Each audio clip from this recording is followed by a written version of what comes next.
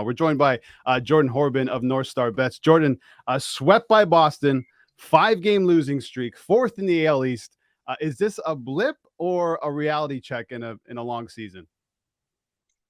Yeah, it's definitely a little early to know if it's a blip or a reality check. Actually, no, I think a reality check is a fair way to put it. I mean, hopefully it's a blip if you're a Blue Jays fan or someone for that team, but it's a reality check to say, hey, this Red Sox team, they were scuffling coming in. All of a sudden, they sweep the Blue Jays, and they're now in a better spot than they were before. And I think for Toronto, the Red Sox are a team that you're going to need to beat more often than not. They dominated Boston last year, and you're kind of hoping that you could pick on them again this year as the Orioles rise, as the Rays seemingly never lose, and as the Yankees are always going to be this sort of imposing force. The Red Sox are the team that you'd like to be able to beat up on, and obviously 0 for 1 in that regard from a series standpoint. It was a really bad turn through the rotation, and the bullpen looks overworked.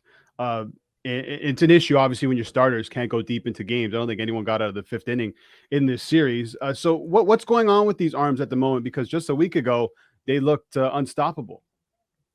Yeah, this is just the nature of baseball, right? The ups and downs. And not that that should be a total apology for the bullpen or the rotation, but, it's sort of a difference that a week can make in baseball. Looking specifically at the bullpen, during this losing streak, this 5-game losing streak, the bullpen is 0-3 and has a 5.68 ERA.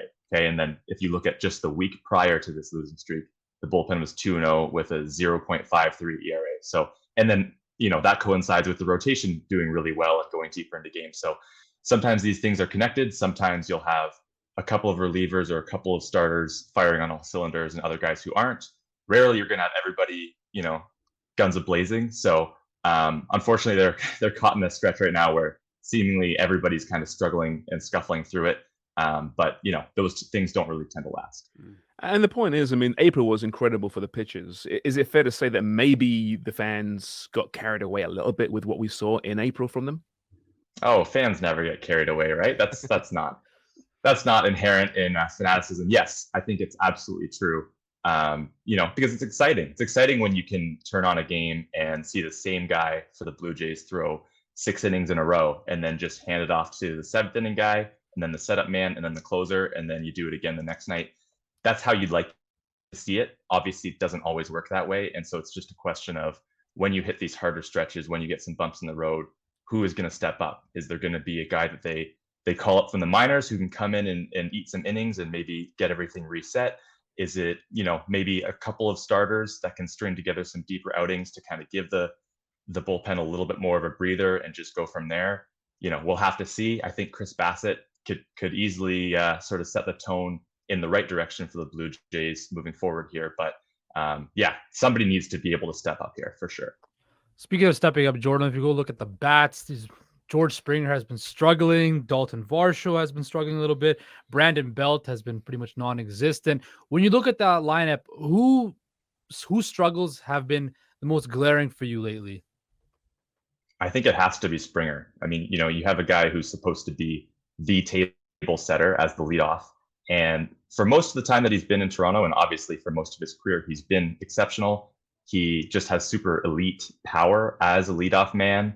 And that's been missing, but there's just been a lot of swing and miss in this game right now. So we're not seeing the Springer that the Blue Jays certainly hope to see, or the one that they've seen in seasons past. And to me, he's definitely the most glaring, especially when you contrast that with the guys right behind him in the lineup who, Vlad, Bichette, Chapman are all crushing it. So just imagine, I mean, not that runs is a great individual stat, but Springer would probably be leading the league in runs if he was just league average in terms of on-base percentage, because everyone behind him is mashing. If you were the manager, would you consider removing him from the top spot in the lineup? Yeah, that's a tough one. I mean, it's tough when you're messing with a veteran who's sort of used to a certain role. Not to say that it can't be done or shouldn't be done. Mm-hmm. I think those conversations, certainly you can have those internally and kind of see where people are at and how they're feeling. But then it's just a question of, okay, well, do you want to move Vlad or Bichette up? I mean, you'd probably move, I guess, of those guys, you'd move Bichette maybe to the leadoff spot. Does he feel comfortable there? Or, are you sort of messing with a good thing by taking him out of a spot in the lineup that he's thriving in. It's a tough conversation to have.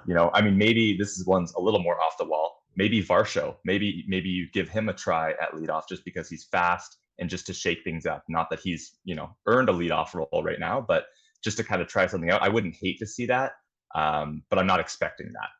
Yeah, and I feel like Varsho showed what he's capable of at the plate in this series against the Boston Red Sox. Maybe one of the only positives you can probably take away from that series. We're speaking to Jordan Horrobin of NorthStar Bets. Okay, in the AL East at the moment, 8 games behind Tampa. They're 4-6 against teams in the AL East. Is it too early to be concerned that they're too far back of the Tampa Bay Rays? I know it's a 162 game season, but I mean, an 8-game lead is a pretty big lead. It's a pretty big lead. I would say, yes, it's too early to be too concerned. But I think the concern coming into the season was always just how deep this division projected to be. I mean, the last 2 seasons, we had 4 out of 5 teams hit that 90-win threshold.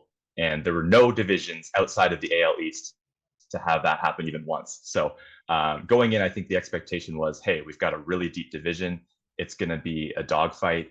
And it's going to be 6 months of this, not 1 month. So not in a great spot. Obviously, you'd rather be sitting where the Rays are right now, or the Orioles even.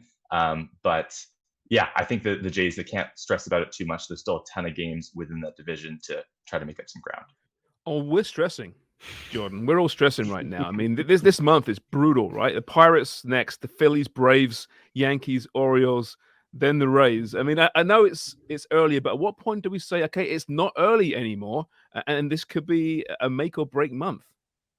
We're definitely reaching that time of it's not early anymore because, the sample sizes are expanding. And like you said, we're getting deeper in here.